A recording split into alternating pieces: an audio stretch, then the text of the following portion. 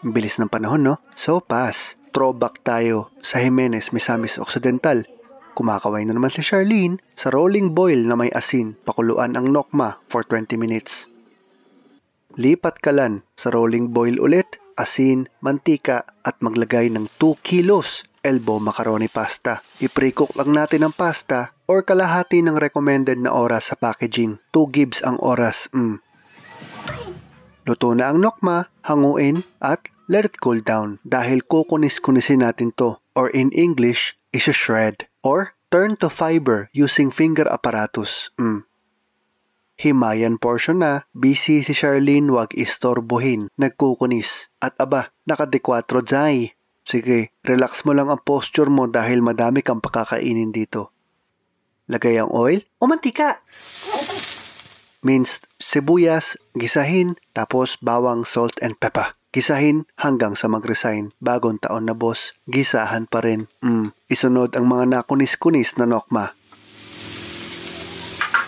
Asin at pamintang durog ulit, gisahin.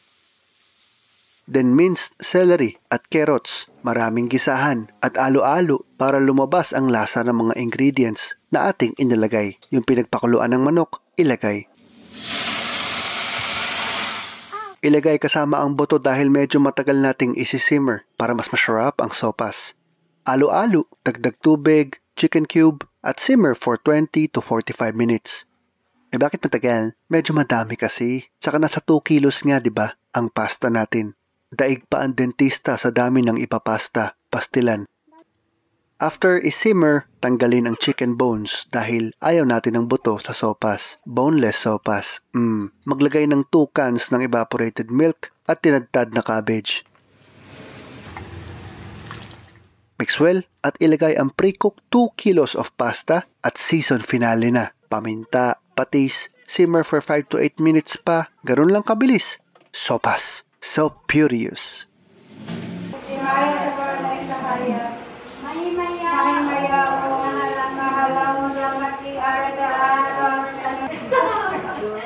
Mainit-init na sopas. Pinoy style chicken macaroni noodle soup at paired with kakanin. Merienda time kasi guys. And for some reason, minsan lang may magsopas dito sa Misamis Occidental. At so far, nagustuhan naman ng pamilya ko ang gawa ni Charlene. Sana'y na-enjoy ninyo itong aming munting throwback.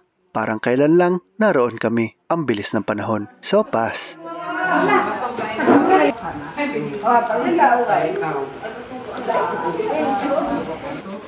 Puto nga na isip lang. O, nagputo lang.